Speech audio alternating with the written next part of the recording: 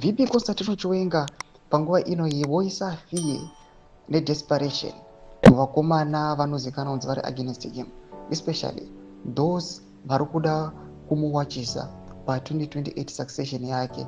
Those guys vari kusympathize nemutungamiri wenyika vachimuti aiwa ngaextend his rule beyond 2028. Saka pena mashoko ari kubuda panguva ino ari kuonekwa kunzi kunyarara kwakaita General Constantino Chiwenga vari kuonekwa kunzi VP Constantino Chiwenga panguva ino vari kungotarira zvavo, hapana kana any word ravari kutaura, vanokunoita basa ravo kana vachienda kune dzimwe nyika vodzoka voti zii zvavo. Saka muna mashoko kubuda nyika panguva ino rikuva subscribe like on the bell kuti unamukuzwa kubuda nyora chiti no one knows what this man is thinking. He's just watching constantly, not saying or doing anything, not even signs or reaction. Even those close to him are silent. He has never said he wants to be the next or not. He has never chanted the 2030 slogan as well.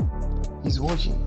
Romashkwari muda panapa itogonekuzwa vachiti aiwa VP Constantino Chiwenga aiwa panguva ine pari kunyatsoonekwa kunzi vangosazorwa vari ngori ivo aiwa nemukadzi wavo Miri Baloyi, kuchionekwa kunzi vese vakanga vari linked kwaari, mamwe mageneral ake vana Ansile Musanyato, all those guys were busy of key positions. Some aiwa vakafaiwa, some of them vakatsakatika. Panguva ino kuri kuonekwa kunzi VP Constantino Chiwenga is just remaining silent. Ari kungoona zvake, hapana zvaari kutaura. Zviri kuonekwa kunzi even nemaclose allies ake hapanawo zvaari kutaura ende havasitozivawo kuti general vakarongei.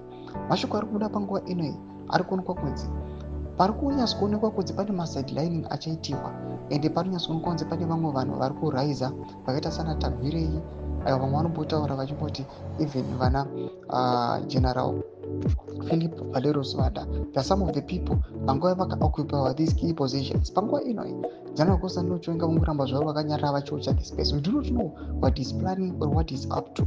Mashoko ari kubuda panguva ino atiri kunokozwa irika ichikomenda ichiti aiwa at the same time people must respect him nekunyarara kwaakaita aiwa asingambovatandanisi kana kuvatukirira kana kuita sei.